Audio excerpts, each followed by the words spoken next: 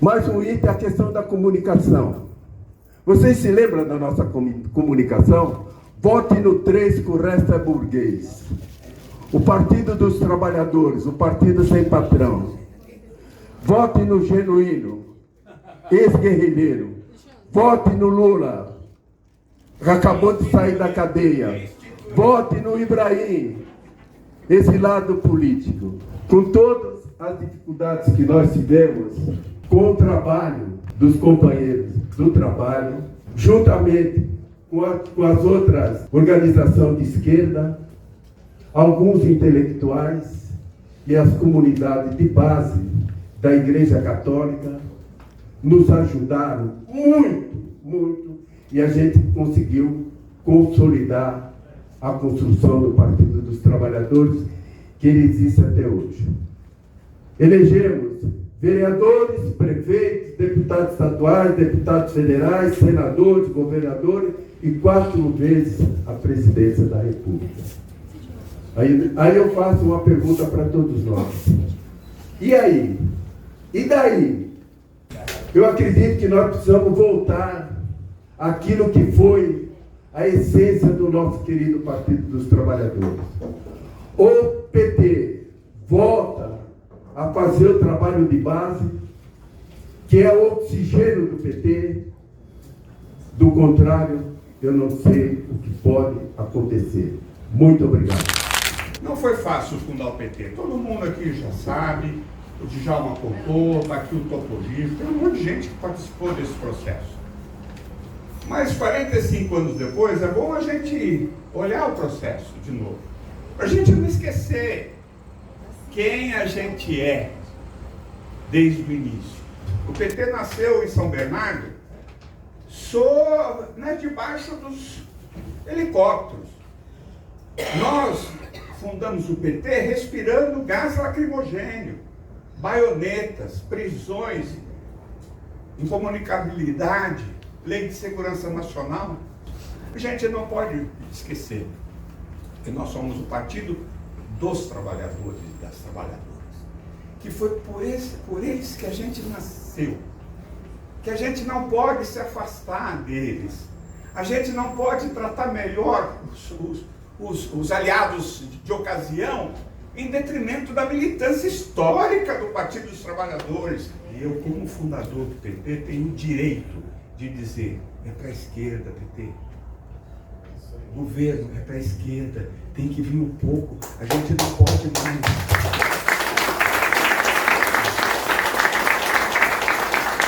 A gente não pode mais tratar o Lira melhor que os companheiros do PT.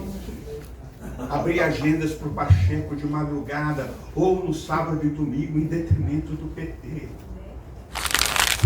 É verdade que nós, fundadores do PT, onde eu me incluo, biologicamente a gente envelheceu. Mas as nossas ideias, as nossas lutas vivem na juventude e vivem na classe trabalhadora quando ela é chamada. O discurso do Lula, por que o PT votou contra a Constituinte de 88? A Constituição. Acabou assinando, porque participou, mas votou contra. E votou contra por quê? Porque a jornada de 40 horas não foi atendida. Porque a propriedade da terra continuou beneficiando os latifundiários.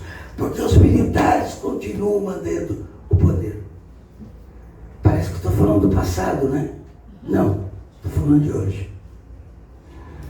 A jornada de trabalho continua, os militares continuam no 142 e, enfim, todo o que a Constituição de 88 bloqueou continua aí. Muita gente diz que, desde que fundamos o PT, a situação mudou. A classe operária é outra. Agora é o empreendedorismo, que é uma falcatrua, que é dissolver a consciência de classe, porque empreendedor é trabalhador explorado como qualquer trabalhador. Não nos construímos para nos adaptarmos a essa ordem. E hoje a dificuldade da situação do PT que nós estamos enfrentando é porque a política majoritária que rege o PT é de adaptação a essa ordem. E é isso que nós precisamos combater e lutar. A nossa convicção não vai ser derrotada por nenhuma adaptação. Nós vamos à luta e vamos manter aquilo que a classe operária de mais importante fez na sua construção, que é a consciência de classe, ao construir um partido. E se ele não for capaz de responder, a classe operária será capaz de se reconstruir de novo. Olha, meus companheiros e companheiras, eu fiz questão de vir aqui, é a primeira reunião presencial que eu participo depois da cirurgia. Primeiro, que é um ato do PT. Segundo, em respeito à liderança do DAP, particularmente na pessoa do Sokol e na pessoa da Mesa. Respeito porque no momento que eu passei por uma encruzilhada de saúde, com a prisão, eles não tiveram medo de me visitar quando eu estava em prisão domiciliar em Brasília. O PT nasceu de uma necessidade histórica da luta da classe trabalhadora. E essa necessidade histórica o PT atendeu, elevou, organizou e tem um período de heroísmo, de muita valentia, um período em que o PT não tinha medo de usar o vermelho, a estrela, de dizer que era socialista, que era contra a ordem. Aliás, o PT se viabilizou contra a ordem. Por isso que o manifesto de criação do PT diz lá: não há democracia sem socialismo, nem socialismo sem democracia. No mundo de hoje, pessoal, com esse imperialismo que está aí, a gente está vendo o que o Trump faz. No mundo de hoje, com a violência, com o risco da guerra, com a intensa acumulação capitalista, com a crise climática, com a negação dos direitos dos trabalhadores, nunca foi tão fundamental a esquerda. Mas é necessário uma esquerda que seja radical, uma esquerda que tenha lado, uma esquerda que tenha bandeiras. E o PT não pode fracassar diante disso. Diante dos desafios que nós estamos vivendo, nós não podemos aceitar que essa grande experiência de 45 anos seja domesticada por uma classe dominante, autoritária, racista, patriarcal e entreguista. Esse afeto com o PT, esse amor pelo PT, esse compromisso revolucionário com o partido, que não pode fracassar, não pode se domesticar. Por isso que eu acho que tanto o governo como o PT tem que fazer um movimento à esquerda. Um grande abraço, muito obrigado. Um longo caminho até chegarmos aqui, e nós temos um instrumento político. É o único, não é o melhor. É o único instrumento político nacional que a classe trabalhadora dispõe no Brasil. Agora, ele precisa de um ajuste. Como eu falei no videozinho, não é um ajuste fiscal. Esse ajuste é virar à esquerda. Esse ajuste é comparecer ao compromisso pela revogação da reforma da Previdência, da reforma trabalhista e da lei das terceirizações, que é o que pega na classe trabalhadora organizada. Vai ser fácil virar à esquerda? Não. Durante a campanha eleitoral, já sentindo por onde o vento soprava, nós lançamos a ideia de transformar o DAP numa associação. Associação é como qualquer clube. Você paga e recebe. Você tem um direito e um dever.